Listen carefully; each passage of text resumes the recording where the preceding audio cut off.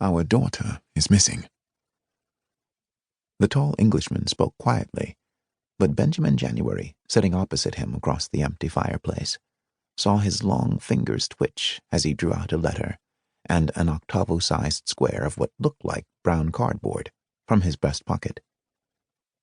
His wife, short and snub-nosed, with the air of a woman supremely in charge of her life, turned her face away quickly, and January saw her tears.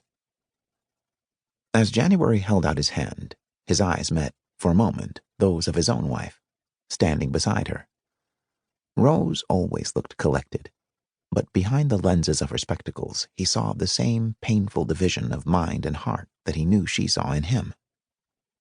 He had just come back from another journey, another job, that had nearly cost him his life. The bullet graze in the muscles of his back was barely healed. And they really, really needed money. Damn it, thought January. Damn it, damn it. He took the papers. He was to spend the next 7 weeks kicking himself for doing so.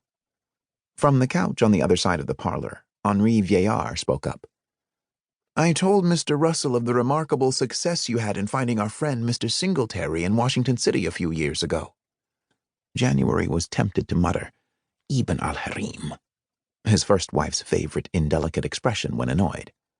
But, mindful that he was speaking to a white man, he only inclined his head and said, "You're very kind, sir." And in fact he was. January's relationship with the Viellards.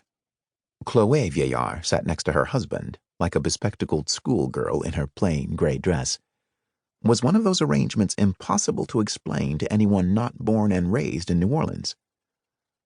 When the Viellard Family Corporation had forced Henri to marry his cousin Chloé, Henri had already been the protector of January's lovely youngest sister, Dominique, making Henri, in a sense, January's brother-in-law, or brother-outlaw, given the fact that Louisiana law forbade Henri to marry even the fairest of creme café quadroons like Dominique, no matter how much he loved her.